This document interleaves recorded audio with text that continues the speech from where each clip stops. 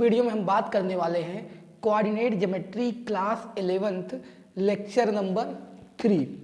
तो देखें lecture number 2 में हम लोग सेक्शन फार्मूला पढ़ लिए थे और उस पर बेस कुछ क्वेश्चन कर लिए थे।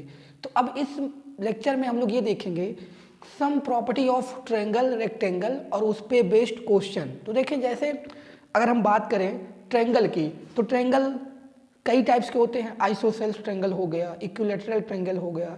तो इस तरह से क्या होती है, उनकी क्या क्या प्रॉपर्टी होती है और क्वाड्रिलेटरल की क्या प्रॉपर्टी होती है, इस पे बेस्ड भी कुछ क्वेश्चन बन जाते हैं ज्योमेट्री में। तो हम पहले कुछ बेसिक प्रॉपर्टी ऑफ ट्रायंगल देखेंगे, उसके बाद उस पर क्वेश्चन देखेंगे। हाँ तो देखें अगर हम ट्रायंगल की बात करें, अगर प्रॉपर्टी ऑफ ट्रायंगल की बात करें तो देखिए क्या होता है, किसी भी ट्रायंगल में दो साइड का सम जो होता है हमेशा तीसरे साइड से ज़्यादा होता है।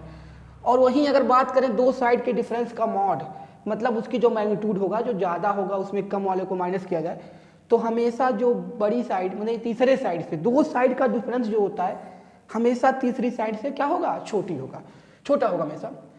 अगर हम बात करें कि अगर कोई ट्रायंगल इक्विलैटरल है तो उसमें तीनों साइड इक्वल होती है, तीनों एंगल भी इक्वल होती हैं, लेकिन यहाँ साइड भर लिखा गया है। इस हमें ज्योमेट्री में अभी जो ये सब आते हैं तो साइड का ही ज़्यादातर यूज कराता है, तो साइड में लिखा है। अगर हम बात करें किसी राइट एंगल ट्रायंगल की, तो किसी दो साइड के सम का स्क्वायर, किसी भी दो साइड को ले लिया जाए, जैसे देखिए हमने पहले में लिया है AC का स्क्वायर प्लस BC का स्क्वायर इक्वल टू AB का स्क्वायर, उसमें लिया है AB का स्क्वायर प्लस BC का स्क्वायर इक्वल टू AC का स्क्वायर। उसी तरह से इसमें हुआ है BC का स्क्वायर AB का, मतलब क्या हुआ, किसी दो साइड का स्क्वायर का सम अगर तीसरे साइड के स्क्वायर के इक्वल होती है तो ये हो जाता है आपका राइट एंगल ट्रायंगल, यानी वो पाइथागोरस को फॉलो कर रही है। अब अगर हम बात करते हैं आइसोसेल्स ट्रायंगल की, तो आइसोसेल्स ट्रायंगल में क्या होता है, दो साइड और दो एंगल इक्वल होते हैं। इसमें हमने दो साइड की बात खाली की थी, दो साइड लिखा है। तो जैसे AB, अब भाई तीन साइड होती है तो उसमें से कोई दो साइड का पेयर ले लो। जैसे मान लो यहाँ पे देखिए AB BC के इक्वल हो सकता है, AC AB के इक्वल हो सकता है। इसी तरह से इसको तीन पेयर में लिख सकते हैं। मतलब अगर आप देखो ये सब क्वेश्चन कहाँ अप्लाई होता है यार, जो आपको एक ट्रायंगल के तीनों वर्टेक्स का कोऑर्डिनेट दिया रहेगा तो उसमें ऑप्शन दिया रहता है कि which of the following is correct. तो कहेगा ABC आइसोसेल ट्रायंगल है, ABC राइट एंगल ट्रायंगल है या इक्विलैटरल ट्रायंगल है। तो उस तरह के क्वेश्चन को यूज करने के लिए मैं ये यूज करके लगाने के लिए, मतलब ये सब यूज करके उसको आप आंसर देने के लिए ये आपको बताया गया है। क्या है कि अगर आपको ये प्रॉपर्टी पता है तो उस तरह के क्वेश्चन को आप कर सकते हैं, ठीक है। तो अब हम आगे बात करेंगे रेक्टेंगल की। रेक्टेंगल से क्वाड्रिलेटरल, समझिए क्वाड्रिलेटरल रेक्टेंगल हो गया, पैरेललोग्राम हो गया, रोम्बस हो गया, वो सब की क्या प्रॉपर्टी होती है, उसके बाद इन पे बेस्ड न्यूमेरिकल करेंगे हम। तो बात करें अगर हम प्रॉपर्टी ऑफ क्वाड्रिलेटरल की, तो देखिए हमने ले लिया क्वाड्रिलेटरल ABC। तो इसमें ये जानना होता है कि किस क्वाड्रिलेटरल की डायगोनल बाइसेक्ट करेगी 90 पे, मतलब इन दोनों का डायगोनल का जो बाइसेक्टर एक थीटा मान लिया जाए, किसमें 90 होता है और किस में नहीं होता है, और किस क्वाड्रिलेटरल की डायगोनल क्या होते हैं, इक्वल होते हैं, किसके इक्वल नहीं होते हैं, और किसके डायगोनल का मिड पॉइंट सेम होता है। मिड पॉइंट को अगर हम मान लीजिए यहाँ पे O मान लें O, तो जैसे यहाँ पे पहला है हमारा क्वाड्रिलेटरल ABC, अगर ये पैरेललोग्राम होता है तो जैसा हमें पता है अगर पैरेललोग्राम होता है तो अपोजिट साइड तो पैरेललोग्राम में इक्वल होते हैं, AB इक्वल टू CD और AD इक्वल टू BC। ये तो ठीक है, ये तो सब कॉमन बात है।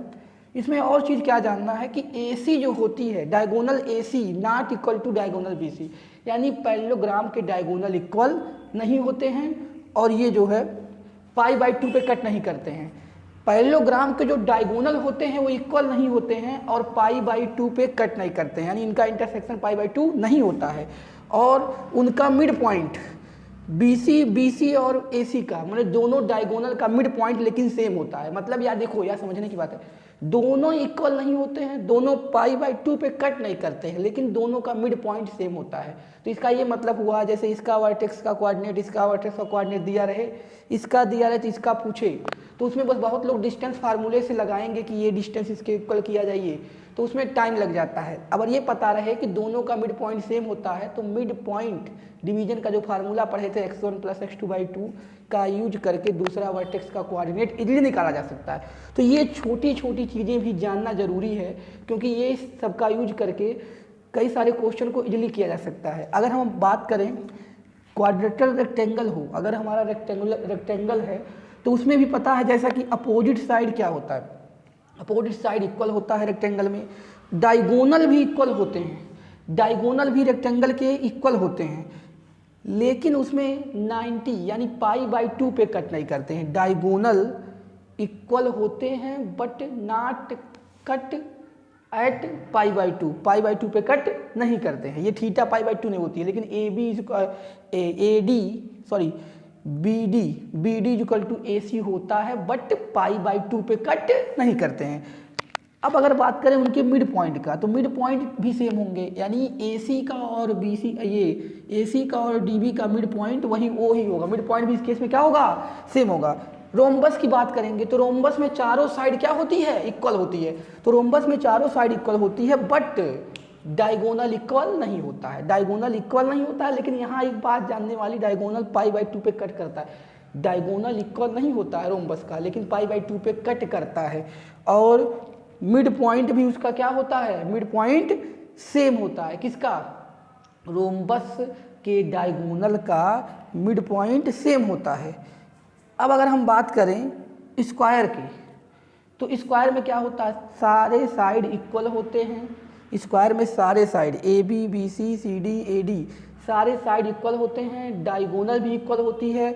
डायगोनल आपस में π/2 यानी 90 पे कट भी करते हैं।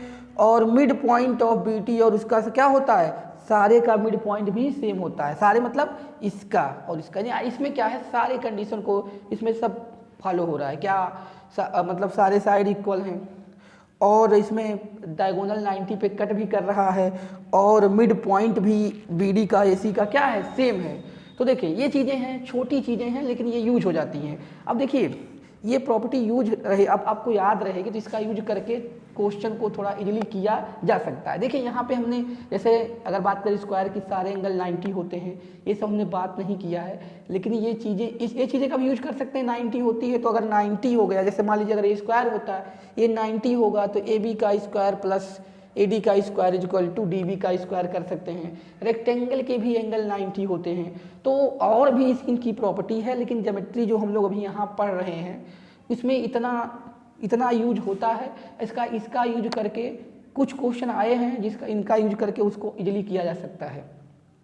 अब हम बात करेंगे आगे, तो अब क्वेश्चन की बात करते हैं हम। तो पहला क्वेश्चन हमारा है ABC N isosceles triangle if the coordinate of the base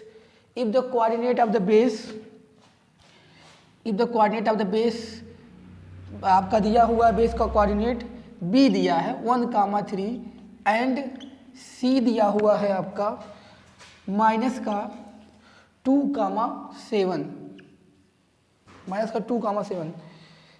the coordinate of vertex A can be, पूछा है coordinate of vertex A can be. और यहाँ पे आपको ऑप्शन दे रखा है, फर्स्ट ऑप्शन है 1,6, बी ऑप्शन है -1/2,5 और सी ऑप्शन है 5/6,6 और डी नन ऑफ दीज है, नन ऑफ दीज। तो देखिए ये क्या कह रहा है कि एक ट्रायंगल आइसोसेल्स ट्रायंगल है जिसके आपको बेस के वर्टेक्स का कोऑर्डिनेट दिया है, तो वर्टेक्स ए का कोऑर्डिनेट पूछा गया। तो इसको देखिए कैसे करेंगे, आइसोसेल्स की प्रॉपर्टी लगाकर इस क्वेश्चन को सॉल्व किया जाएगा। तो देखिए यहाँ पे एक ट्रायंगल बना लिया जाए, ये वर्टेक्स ए हो गया और यहाँ पे बी और सी दिया हुआ है। तो वर्टेक्स ए का कोऑर्डिनेट हमें निकालना है, तो XY मान लिया जाए, XY। बी का कोऑर्डिनेट 1,3 दिया हुआ है और सी का दिया हुआ है -2,7। तो देखें क्या कर दें, ये आइसोसेल्स ट्रायंगल है तो दो साइड को इक्वल दिखा दें, यानी यहाँ पे हम दिखा सकते हैं AB = AC और इसी का स्क्वायर भी कर सकते हैं, तो AB का स्क्वायर = AC का स्क्वायर। इसको अब सॉल्व करेंगे। देखिए यहाँ पे कंडीशन कितना बन रहा है, 1, कंडीशन 1 बन रही है और इसमें अननोन कितने हैं 2, तो पहले हम इन दोनों को से एक इक्वेशन निकालेंगे और अगर इसका ऑप्शन ना दिया होता तो एग्जैक्ट वैल्यू नहीं निकल पाती, एक इक्वेशन से 2 अननोन। तो जो यहाँ पे आपका इक्वेशन आएगा, जो पॉइंट सेटिस्फाई करेगा वही वर्टेक्स सी हो, अरे ये वर्टेक्स ए हो जाएगा। तो पहले इससे एक इक्वेशन निकालें एक्स वाई में, तो क्या हो जाएगा, इसका डिस्टेंस x2 माइनस x1 का whole square, y2 minus y1 का होल स्क्वायर। डिस्टेंस फार्मूला लगा रहे हैं यार इसमें, AC का x2 माइनस, तो यहाँ भी x2 x को ही ले लो का होल स्क्वायर, यहाँ पे इसको y2 माइनस y1 का होल स्क्वायर। इसको अब ब्रेक करेंगे तो यहाँ आ जाएगा x square plus 1 a square minus b का whole square, x square plus 1 minus 2x, यहाँ पे Y square plus 9 minus 6x, इस side x square plus 4x plus y square plus 49 minus का 14x। यहाँ पे भी क्या किया गया है, a square plus b square minus 2ab लगाया गया है, a square plus b square minus 2ab। इसी तरह से आपको ये चीज़ें ओपन कर दी गई है। एक्स स्क्वायर का टर्म दोनों साइड है कट जाएगा, वाई स्क्वायर का टर्म दोनों साइड हो तो कट जाएगा, अरे उस साइड ले जाओगे माइनस हो जाएगा तो कट जाएगा। यहाँ पे एक्स क्या है, माइनस का 2x, सॉरी ये वाई होगा, यहाँ पे वाई होगा, माइनस का 2x है यहाँ पे और उस साइड प्लस का 4x है, तो भी आएगा इधर किसमें, और ये सॉरी ये भी वाई है, ये माइनस का 4x, सॉरी प्लस का 4x और माइनस का 2x एक साइड आएगा तो क्या हो जाएगा, माइनस का 6x, माइनस का 2x और ये है इधर आएगा तो माइनस का 6x हो जाएगा। y की बात करें माइनस का 6y और उधर कितना है, उधर है माइनस का 14y, तो इधर आएगा तो प्लस हो जाएगा और इसके साथ माइनस होके 8y आ जाएगा यहाँ पे प्लस का। अब कांस्टेंट टर्म की बात करें यार, तो कांस्टेंट टर्म की बात करेंगे तो यहाँ पे 1 और ये यहाँ पे 10 हो गया प्लस का, और उस साइड से क्या आएगा यार 4 और ये ऐड करेंगे तो ये कितना आएगा 53, तो इधर किस में आएगा माइनस का 53 इक्वल टू 0। तो यहाँ से देखें क्या बनेगा, माइनस का 6y प्लस का 8y और यहाँ से 10 माइनस कर देंगे 43 इक्वल टू 0। अब यहाँ पे ये आपकी इक्वेशन आ गई सेंट्रॉइड की, सॉरी इसकी वर्टेक्स ए की क्या आ गई, इक्वेशन आ गई।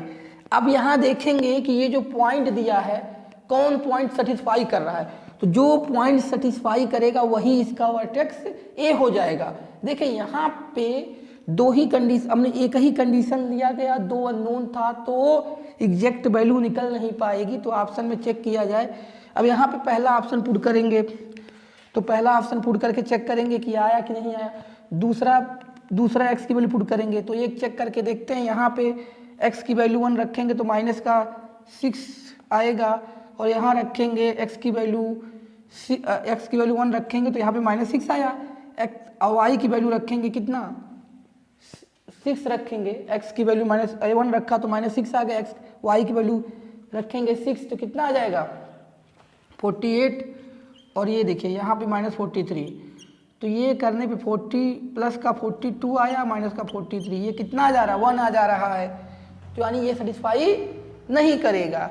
इसी तरह से बी चेक करेंगे, इसी तरह से सी चेक करेंगे, तो जिस पे आएगा तो सी चेक करते हैं, सी देखते हैं, इसी तरह बी करते हैं, तो सी में देखें अगर सी में चेक करेंगे तो 5/6 ये हो गया और वहाँ पे रखेंगे 8 × 6 माइनस 43, तो यहाँ से 6 से कट गया -5 आ गया और ये हो गया आपका 48 हो गया और ये -43 हो गई। देखिए तो यहाँ पे ये निकल जाएगा, प्लस का 43 आ जाएगा और माइनस का 43, तो इसका मतलब ये वाले ऑप्शन में रखने पे, ऐसे जितना ऑप्शन रहेगा सब चेक करेंगे एक एक करके, सी रखने पे क्या आ जा रहा है 0, तो ये आपका सी क्या हो गया, सी ऑप्शन करेक्ट हो गया। तो ये देखें अगर इस तरह से देगा 2 अननोन होंगे और एक ही आपके वो रहेंगे कंडीशन, तो ऑप्शन से मैच कराना पड़ेगा।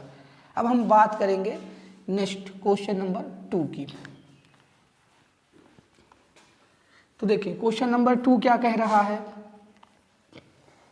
क्वेश्चन नंबर 2 की बात करते हैं।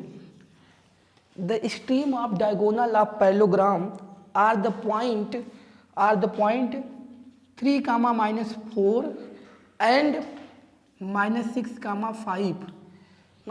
5 if the third vertex is -2, 1 then fourth vertex is, तो अगर थर्ड वर्टेक्स इतना हो तो फोर्थ वर्टेक्स निकालना है। देखिए आपको क्या बता रहा है कि पैरेललोग्राम में आपको थर्ड वर्टेक्स दिया है। अगर इसको ए मान लें, बी मान लें, सी मान लें और इसको डी, तो थर्ड वर्टेक्स -2, 1 दिया है। स्ट्रीम्स ऑफ डायगोनल यानी ये वाली वैल्यू दी हुई है 3, -4 और ये दी हुई है 6, 5 -6, 5 दी हुई है। देखिए ये वाले डायगोनल का स्ट्रीम नहीं, इसका लिया जाएगा क्योंकि थर्ड वर्टेक्स दे रखा है, तो इसका मतलब ये हुआ कि ये वाला डायगोनल का स्ट्रीम दिया हुआ है और इसका आपने मान लिया XY मान लेते हैं। तो यहाँ पे क्या करेंगे, देखिए इसके बहुत सारे तरीके हैं। कुछ लोग जैसे मान लीजिए अगर इसको ये वाला डिस्टेंस इसके इक्वल कर दें और ये वाला डिस्टेंस इसके इक्वल कर दे तो भी XY की वैल्यू, 2 अननोन है, 2 इक्वेशन चाहिए, सॉल्व हो जाएगा। लेकिन इसका छोटा सा तरीका क्या है, जो हमने पैरेललोग्राम की प्रॉपर्टी में पढ़ा था, क्या अगर दोनों का जो ये होता है डायगोनल का इंटरसेक्शन पॉइंट सेम होता है यहाँ पे, यानी मिड पॉइंट ऑफ डायगोनल, ये जो डायगोनल का मिड पॉइंट है दोनों का क्या होगा, इधर का भी इधर का सेम होगा। तो पहले हम मिड पॉइंट किसकी बात करें, मिड पॉइंट ऑफ AC की बात करें। तो मिड पॉइंट ऑफ AC कितना हो जाएगा, x1 + x2/2। तो x1 + x2 कितना है, -2 है, तो -2 / 2 हो जाएगी, कामा y1 + y2, y2 कितना है 1 / 2, ये हो गया।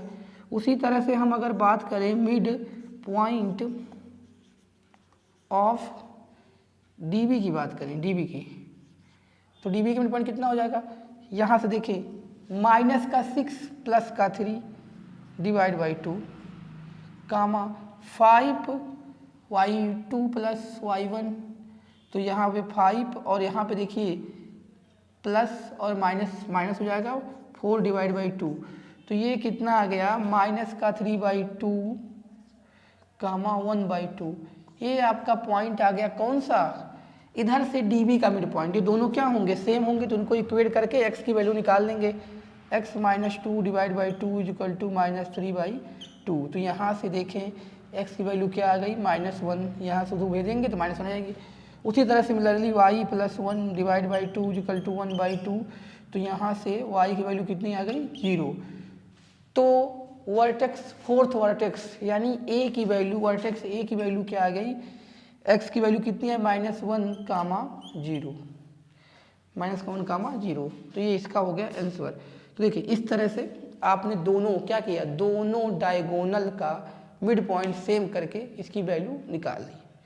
अब हम बात करेंगे नेक्स्ट क्वेश्चन नंबर 3 की। क्वेश्चन नंबर 3 की बात करते हैं। The vertex A and D of a square ABCD lie on positive side of x and y axis respectively. Vertex A and D of a square ABCD lie on positive side of x and y axis respectively. If the vertex C is the point 12, 17, then coordinate of vertex B is, तो coordinate of vertex B पूछा जाएगा। देखिए ये question number 3 है, इसकी बात करेंगे अब। तो स्क्वायर का जो वर्टेक्स दिया है, ये आपका मान लीजिए एक्सिस है, ये x एक्सिस हो गया, ये हो गया y एक्सिस। तो यहाँ पे कह रहा है कि जो उसका स्क्वायर का वर्टेक्स है A x एक्सिस पे लाई करेगा और D y एक्सिस पे, और आपको C का कोऑर्डिनेट दिया है तो V का कोऑर्डिनेट निकालना है, वर्टेक्स B का कोऑर्डिनेट निकालना है। देखिए यहाँ पे क्या है, A है, B हो जाएगा और ये C है और D, इसका दिया है 12, 17। तो देखिए इसमें क्या होगा, इसको अगर हम मिला दें तो ये कितना हो जाएगा 12, क्यों, x एक्सिस का कोऑर्डिनेट देखिए ये वाली डिस्टेंस और x एक्सिस कोऑर्डिनेट कितना दिया हुआ है 12, x एक्सिस का कोऑर्डिनेट कितना हो गया 12, तो ये डिस्टेंस 12 हो गई।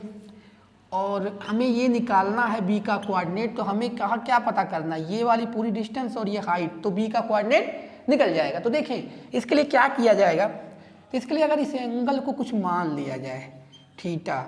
अब ये चीज़ है कि अगर एंगल को उसको नहीं मानते हैं तो थोड़ी सी प्रॉब्लम आएगी, तो एंगल मान के निकालेंगे तो इजीली हो जाएगा। ये थीटा हो गया और ये है आपका 90, तो ये हो जाएगा 90 माइनस थीटा, और इसको यहाँ कर देंगे, बढ़ा देंगे अगर, तो देखिए ये पूरा एंगल 90 होगा, तो ये भी क्या हो जाएगा थीटा। स्क्वायर का पूरा एंगल क्या होता है 90, ये पूरा 90 होता है, तो 90 में से ये थीटा को माइनस कर देंगे तो 90 माइनस थीटा ये भी हो गया। फिर वही चीज़ है, ये पूरा क्या होगा 90, तो ये हो जाएगा थीटा। उसी तरह से अगर ये बात करेंगे तो ये भी 90 माइनस थीटा, क्यों, क्योंकि ये 90 है और ये पूरा 90 होता है। इस तरह से देखिए ये आ गया 90 माइनस थीटा, पूरा 90 होने की वजह से ये भी क्या हो जाएगा थीटा। और फिर यही चीज़ है यहाँ पे, तो ये कितना हो जाएगा 90 माइनस थीटा। कैसे हो रहा है ये टोटल, देखिए ये 90 माइनस थीटा हुआ, ये लाइन जो गई है पूरा 90 है, तो ये इतना एंगल थीटा हो जाएगा। और अगर बात करें स्क्वायर का एंगल कितना होता है 90, तो 90 में से ये इतना माइनस करोगे तो ये हो जाएगा 90 माइनस थीटा। फिर वही चीज़ है, ये लाइन से इसकी परपेंडिकुलर माने पूरा ये 90 है, तो ये हो जाएगा थीटा। तो इससे मिला क्या, इसका कोई पॉइंट ले लें, सी डैश ले लें, तो आपको पता है कि अगर हम बात करें इस ट्रायंगल में, इन ट्रायंगल सी डैश डी में बात करें तो कॉस थीटा लगा दें, cos theta base upon C dash upon hypotenuse, और इसको साइड ऑफ स्क्वायर ये मान लो, तो सी डैश की वैल्यू क्या हो गई, ये कॉस थीटा, और ये कितना है 12 है। उसी तरफ देखिए ये भी क्या हो जाएगा, ये कॉस थीटा। डी की बात करें, यही देखिए थीटा यहाँ से बन रही है, तो यहाँ भी लगाएंगे तो वही हो जाएगा क्या, ए कॉस थीटा, यानी 12 ये भी हो जाएगा ये वाली डिस्टेंस। और यहाँ से लगाएंगे तो ये भी क्या हो जाएगा, अगर हम बात करें ये वाले, ये इसको बी डैश मान लो, तो यहाँ भी लगाएंगे तो ये वाली डिस्टेंस क्या हो जाएगी ए डैश बी, ए कॉस थीटा, यानी कि इसमें कितना हो जाएगा 12 हो जाएगा। तो यानी आपका ये 12 हुआ, ये भी 12 हुआ, ये भी 12 हुआ। तो सुनिए ये कितना होगा डिस्टेंस, टोटल हाइट यहाँ की कितनी है, यहाँ से लेके यहाँ तक की डिस्टेंस 17 है और ये 12 है, तो ये कितना हो जाएगा 5 हो जाएगा। तो देखिए ये पूरा जो स्क्वायर का डायगोनल है, इधर से डायगोनल इक्वल होती है, तो ये इस साइड से भी करेंगे तो यहाँ तक की डिस्टेंस भी आएगी 17। देखिए ये कह रहा हूँ, ये पूरा हाइट देखो डायगोनल है ना किसका, यहाँ से लेके यहाँ तक स्क्वायर का, तो टोटल हाइट कितनी आ गई 17। इस डायगोनल का भी 17 आना चाहिए क्योंकि वो भी डायगोनल इक्वल होते हैं, तो इतना 12 है, तो ये भी क्या हो जाएगा 5। हमें अब ये वाली डिस्टेंस टोटल मिल गई, कितनी मिल गई 5।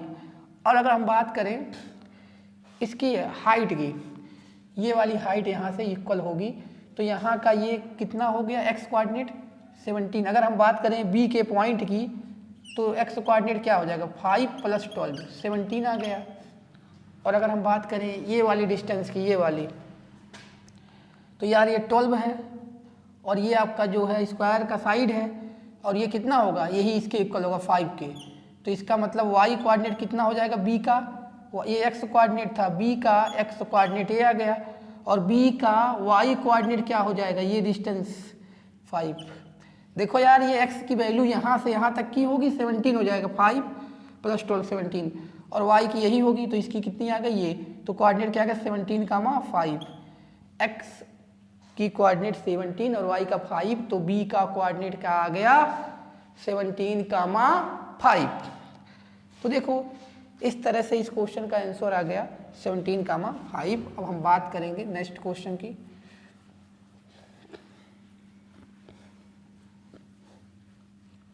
क्वेश्चन नंबर 4 की बात करेंगे। क्वेश्चन नंबर 4, तो देखें क्वेश्चन नंबर 4 में क्या कह रहा है, ए ट्रायंगल विथ वर्टेक्स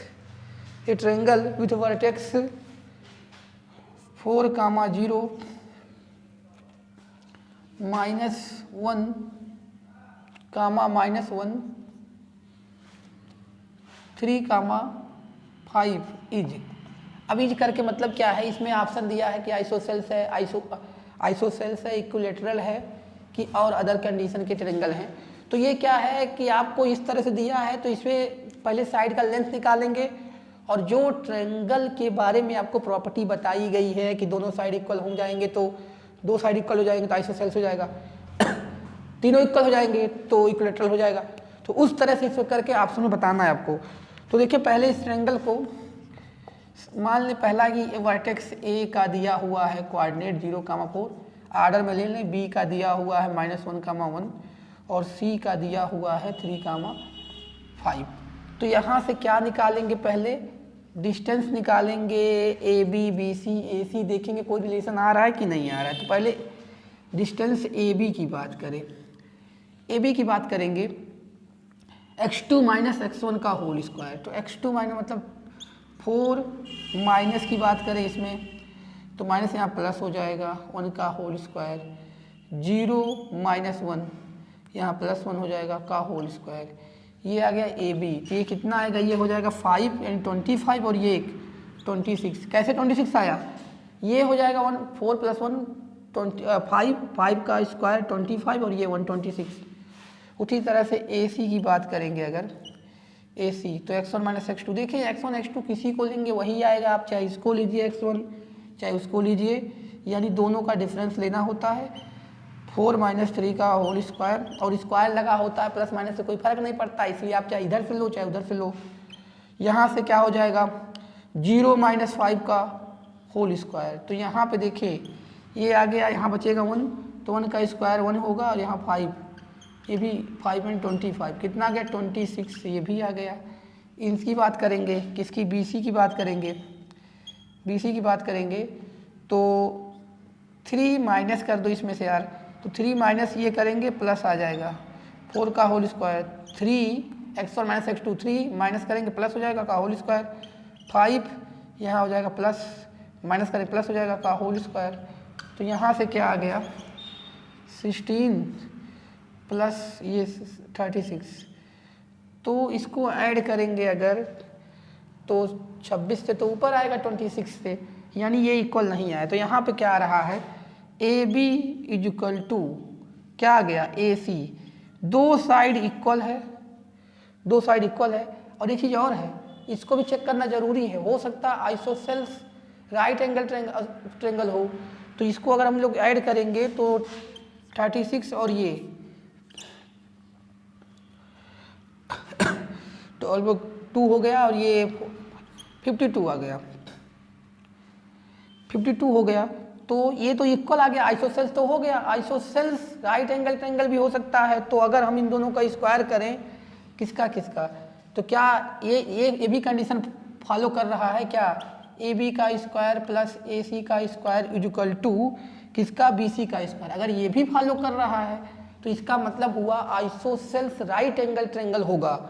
अगर आप यही करके छोड़ देंगे कि खाली आइसोसेल्स हो गया तो गलत हो सकता है, ये भी आइडेंटिटी देख सकते हैं। तो यहाँ देखिए अगर हम लोग इसका स्क्वायर करेंगे तो ये 26 हो जाएगा, रूट हट जाएगा, इसका स्क्वायर करेंगे तो ये भी 26 हो जाएगा, तो 52 आ गया। अभी यहाँ हम लोग देखिए क्या किए थे, इसका जो लिए थे स्क्वायर रूट में तो ये कितना आ रहा 52 आ रहा था, यानी बी सी का स्क्वायर भी कितना आएगा 52 आएगा।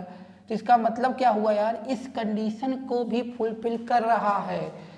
किसका, कौन सा कंडीशन है, पाइथागोरस थ्योरम वाला है। यहाँ पे आपको दिख रहा था कि ए बी और ए सी इक्वल आ रही है और ए बी का स्क्वायर प्लस ए सी का स्क्वायर = बी सी के स्क्वायर आ रहा है, यानी ये कौन सा ट्रायंगल है, isosceles right angle triangle, isosceles है और राइट एंगल ट्रायंगल भी है। ठीक है, तो ये है आपका इस पे बेस कुछ क्वेश्चन। आगे हम अभी जो टॉपिक है उनको और कवर करके तब हम लोग और पढ़ेंगे, इस पे क्वेश्चन और करेंगे जो कि जेईई एडवांस और मेंस में पूछे गए हैं। ये तो अभी बेसिक चीज़ें हैं जो आपको टॉपिक बताई जा रही उससे रिलेटेड क्वेश्चन हम लास्ट में करेंगे अच्छे से। अब हम बात करते हैं ट्रायंगल की कुछ other point, some important point of triangle. तो सम पॉइंट ऑफ ट्रायंगल ही बात कर लो, सम पॉइंट ऑफ ट्रायंगल। क्या पहली बात करते हैं सेंट्रॉयड ऑफ ट्रायंगल क्या होता है, किस किस कंडीशन में कैसे निकालते हैं centroid. Centroid of triangle, centroid of triangle.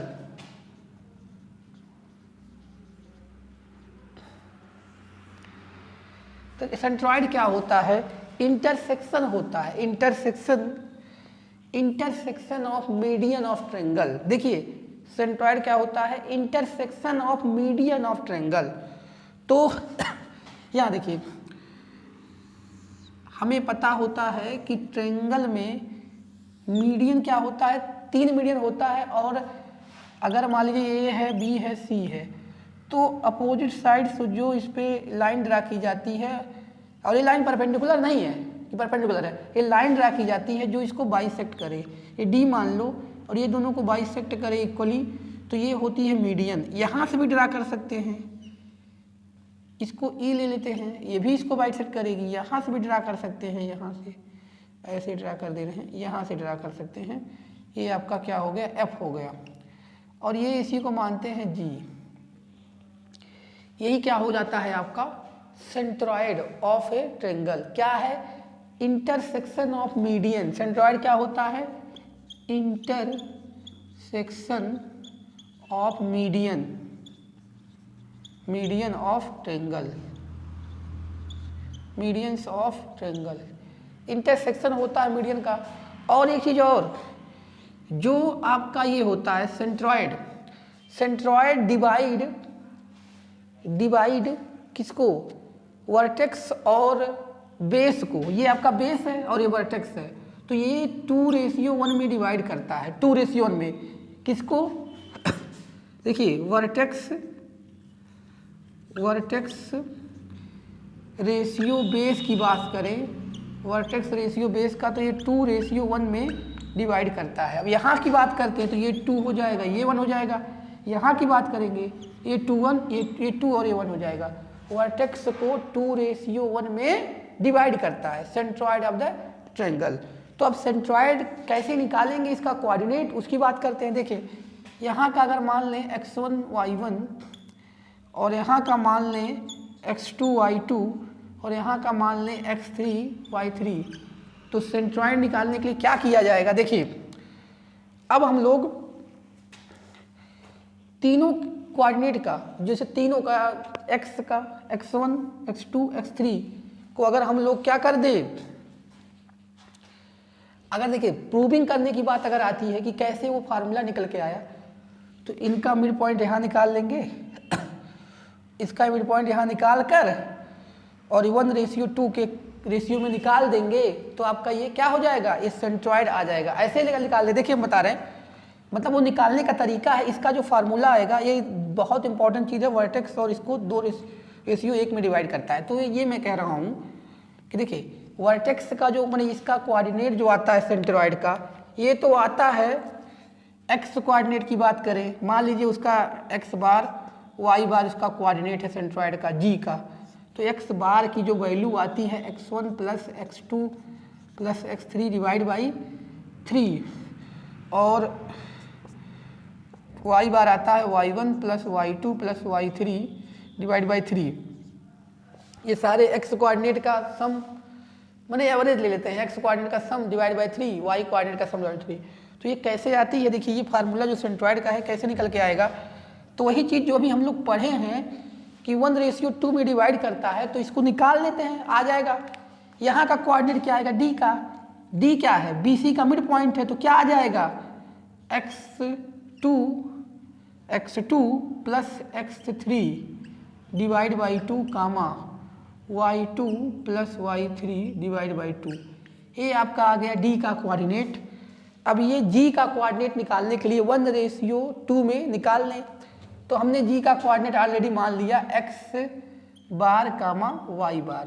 तो x बार निकालेंगे कैसे? हम लोगों ने क्या पढ़ा था, अगर m1 लेंगे तो x2 लेंगे, तो क्या हो जाएगा? m1 कितना है? m1 कितना है? 1 x2 कितना हो जाएगा? यहाँ के लिए x2 ये होगा x1 प्लस m2 2 हो गया, m2 x1 कितना है इसके लिए? ये है x1 आपका, x2 + x3 डिवाइड बाई 2 है। ठीक है, अरे यार क्या हो गया? x2 अब ये होगा ना, m1 यहाँ से ले रहे हो तो x2 ये होगा, तो 1 इंटू x1, x2 को यहाँ x1 हो गया। कैसे यार, ये वाला कोऑर्डिनेट होता है ना m1 के साथ ये वाला कोऑर्डिनेट और m2 के साथ ये वाला कोऑर्डिनेट, तो ये हो गया m2, तो यहाँ से एक कट जाएगा यार, और divide by m1 plus m2, तो m1 1 है, m2 2 है, तो ये क्या आ गया, x बार की वैल्यू तो वही आ गई ना, x1 plus x2 plus x3 divide by 3, ये आ गई आपकी x बार का कोऑर्डिनेट उसका सेंट्रॉइड का। इसी सिमिलरली क्या आ जाएगा, y बार x1 और sorry y1 plus y2 plus y3 divide by 3, ये आ गई आपकी सेंट्रॉइड, इसका आ गया, इस चीज़ का आ गया आपका। और देखिए इसमें क्या चीज़ें हैं और हो सकती हैं, ये आपका हो गया x बार y बार। इसमें देखिए नोट का पॉइंट ये है, अगर मान लीजिए आपका इक्विलैटरल ट्रायंगल है, इक्विलैटरल ट्रायंगल है, तो उस केस में अगर नोट में आप लिख सकते हैं कि अगर इक्विलैटरल ट्रायंगल है, इक्विलैटरल ट्रायंगल है और इसके मिड पॉइंट से इसमें कोई ट्रायंगल बनाया जा रहा है, तो दोनों का सेंट्रॉइड क्या होता है, सेम होता है। छोटे वाले ट्रायंगल का मतलब ए बी सी हो गया, उसके बाद डी ई एफ हो गया, तो यहाँ पे ए बी सी और डी ई एफ दोनों का सेंट्रॉइड सेम होगा। तो कभी कभी क्या होता है, इसका कोऑर्डिनेट देख के पूछता है छोटे वाले का सेंट्रॉइड बताओ, तो यहाँ का कोऑर्डिनेट निकाल कर तब लोग निकालते हैं, तो इसमें कुछ नहीं करना है, अगर बड़े वाले का जो सेंट्रॉइड हो जाएगा वही छोटे वाले का हो जाएगा। इसमें और भी इम्पॉर्टेंट पॉइंट है, अभी आगे देखेंगे जब हम लोग पढ़ेंगे आर्थो सेंटर, सरकम सेंटर। अब इस पर क्वेश्चन छोटा सा कैसे बनता है बताया जा रहा है, और अच्छा क्वेश्चन तो बनेगा जब सबको मिला दिया जाएगा, आर्थो सेंटर, सरकम सेंटर, जो भी जितने टाइप के भी सेंटर हैं उस टाइप के क्वेश्चन और अच्छे से बनेंगे जब सब मिला दिया जाएगा। तो इस पे क्वेश्चन है हमारा, तो देखिए इस पे क्वेश्चन क्या होता है सेंट्रॉइड से रिलेटेड। The centroid of a triangle is, the centroid of a triangle is 2,7, centroid of triangle is 2,7 and 2 of its vertex are 4,8, एक वर्टेक्स है 4,8 एंड -2,6, थर्ड वर्टेक्स इज, तो थर्ड वर्टेक्स पूछा जा रहा है, सेंट्रॉइड दिया है और 2 वर्टेक्स दिया है। तो देखिए इसमें क्या करना पड़ेगा आपको, ट्रायंगल आप बना लीजिए एक ए बी सी, तो आप मान लीजिए कि ये ए का कोऑर्डिनेट दिया है 4,8, बी का दिया हुआ है -2,6, सी का मान लीजिए x3, y3 मान लीजिए, कोई दिक्कत नहीं है। तो यहाँ पे जो है सेंट्रॉइड का फार्मूला लगाएंगे और उससे कैलकुलेट करेंगे। सेंट्रॉइड x बार हम लोग मानते थे, जी का कोऑर्डिनेट दिया हुआ है कितना, जी का कोऑर्डिनेट दिया है 2,7, तो x बार मानते हैं, x बार क्या हो जाता है x1 plus x2 plus x3 divide by 3, तो यहाँ x बार कितना दिया हुआ है 2, इससे मल्टीप्लाई कर लो 3 हो जाएगा। x1 कितना है, x1 4, x2 कितना है -2, x3 कितना है, x3 ही है, हमने इसको इधर मल्टीप्लाई कर लिया था 6 हो गया। और ये देखिए ये आएगा प्लस का 2, इधर आके हो जाएगा माइनस का 2, तो x3 कितना आ गया, x3 की वैल्यू आ गई 4। उसी तरह से हम बात करेंगे y बार की, तो y बार इक्वल टू क्या होता है, y1 plus y2 plus y3 by 3, तो y बार यहाँ पे कितना दिया हुआ है यार, 7 दिया हुआ है, तो यहाँ 7 रख लो। y1 की वैल्यू कितनी है 8, y2 की वैल्यू कितनी है 6 और y3 हो गई है, तो ये कितना हो जाएगा, और यहाँ डिवाइड बाई 3 भी रहेगा, ये 21 हो जाएगा, 21 और ये हो जाएगा 14, ये आपका ऐड करने पर 14 हो जाएगा, तो इधर से माइनस करोगे तो y3 कितना आ जाएगा 7, तो थर्ड वर्टेक्स कितना आ गया 4,7, ये आ गया आपका थर्ड वर्टेक्स। अब इस पे नेक्स्ट क्वेश्चन क्या हो सकता है, अगला क्वेश्चन है इस पे, अगला क्वेश्चन है the vertex of triangle 1,2, 0,3 and 0,4 respectively if the centroid of triangle lie on the line, if the centroid of the triangle lie on the line 2x plus ky is equal to 6, 2x plus ky is equal to 6, value of k is, value of k is, k की value निकालना है। अगर इस triangle जो इससे triangle बनेगा उसका centroid इस पे लाई करे तो वैल्यू ऑफ k निकालना है। तो देखिए वैल्यू ऑफ k कैसे निकालेंगे, इसका सेंट्रॉइड पहले निकालेंगे। ये ट्रायंगल दिया है 1 2 0 0 3 और यहाँ 0 4, तो सेंट्रॉइड का x कोऑर्डिनेट निकालेंगे, x बार निकालेंगे, क्या हो जाएगा x1 plus x2 plus x3, x1 1 है, x2 x3 डिवाइड बाई 3, ये कितना आ गया 1/3 आ गया। y bar y1 plus y2 plus y3 divide by 3, ये कितना हो गया 9, 5 4 9 डिवाइड बाई 3 कितना आ गया 3 आ गया। पुट कर देंगे, ये जो सेंट्रॉइड है इसको सेटिस्फाई कर रहा, पुट करके किसकी वैल्यू निकालनी है y की, तो x बार की वैल्यू हो जाएगी 2 1/3 plus k into 3 is equal to 6। तो ये देखें ये आ गया 3k 2/3, तो यहाँ से आपकी आ जाएगी तो ये 18 माइनस 2 डिवाइड बाई 3 16/3, 16/3। देखिए ये क्या हुआ है, अभी हम लोग इसी को सॉल्व किए हैं, तो ये देखिए 18 माइनस 2 डिवाइड बाई 3 16/3। अब k की वैल्यू निकालनी हो तो 3 से डिवाइड करना पड़ेगा, 16/9, k की वैल्यू क्या आ जाएगी 16/9। तो देखें इस तरह से क्या है, ये तो छोटे लेवल की अब ये क्वेश्चन है।